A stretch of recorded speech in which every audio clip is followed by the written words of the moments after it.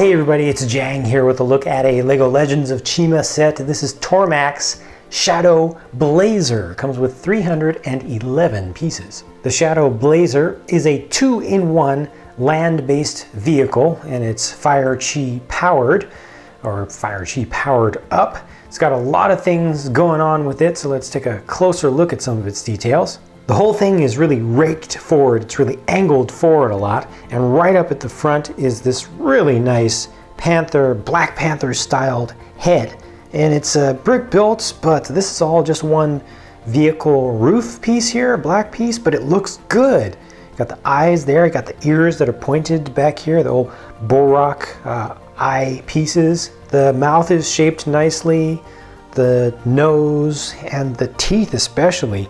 This just looks really, really great to me. I very, very, very, very much like the look of this. It's got some claws on the front, which are not quite as believable as the face and stuff, but they really just add detail and kind of spikiness and make the thing look more ferocious. These wheels look like they're made of steel, and this is an old mold. It's been around, so is this, but I think they are used to good effect here. Got some flames that are coming off from a couple of spots inboard. This is able to shoot. It uses these spring-loaded shooters. So it's got the orange things here. Unfortunately, this kind of shoots down unless you pick up the whole thing. You'd have to kind of lift the whole thing, make it do a wheelie. Otherwise, just touching this here, it's going to make it shoot straight off. And it actually can get in the way of these claws unless you have them kind of out of the way. But that is one other action feature, just not quite as well done as some of the other stuff. A handful of stickers are used on the top of this. There's a Phoenix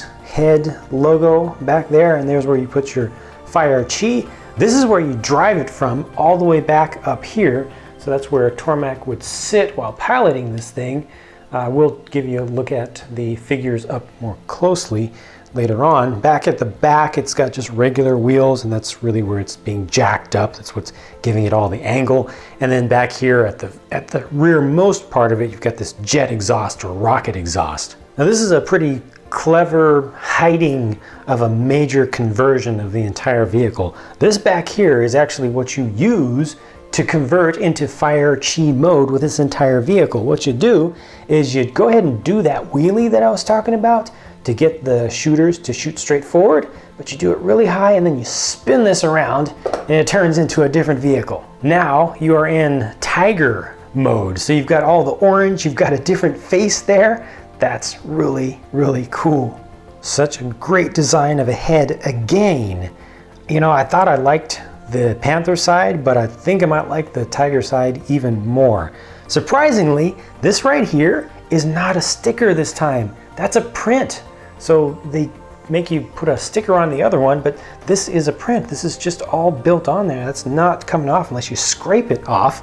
And you can see that it actually goes around or over the edges. So that's probably why they had to do it as a print, just so that they could get that down here without having to force you to try to fold up a sticker. I'm very glad for that. Once again, got the teeth, you know, they're the same teeth, they've just been inverted. The same claws, they've just been, oops, didn't mean to clip that fingernail off there.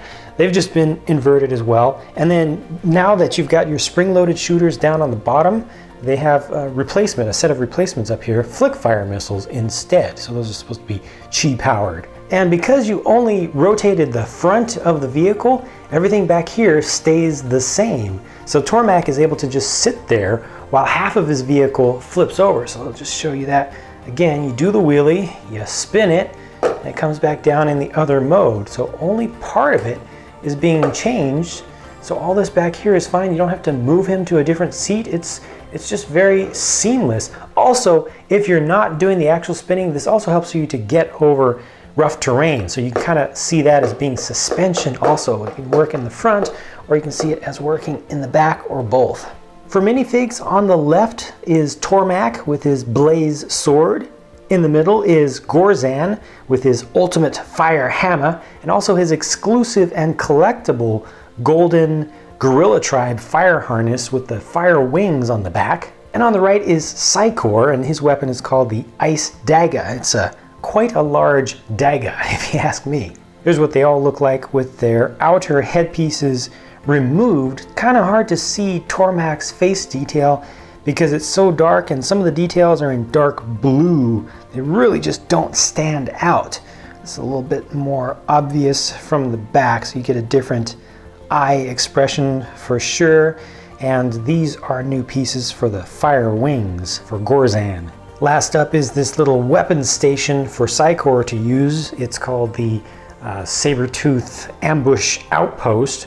Just a single little weapon there, just a little stationary thing. I guess you can move it around, but it's mostly intended to be stationary or deployed. And this is one of the sets that's using this new piece for launching discs, for launching the 2x2 tile pieces that are round. There's one that's loaded in right now, and you fire this thing by just pushing the big ball thing on the back, the big knob. So you want to hold this down, push this forward, it's going to shoot the disc out, and it's almost like it's spring loaded. If you haven't seen this piece before, there we go. So it's just that 1x4 piece. It's got space behind it, and that just has basically a little plastic spring loading, couple clips on the sides, allows you to load this in, and partially takes up the open space behind here. And when you push this, it's just kind of a little remote firing pin that just gets it past its point of no return. Out it goes.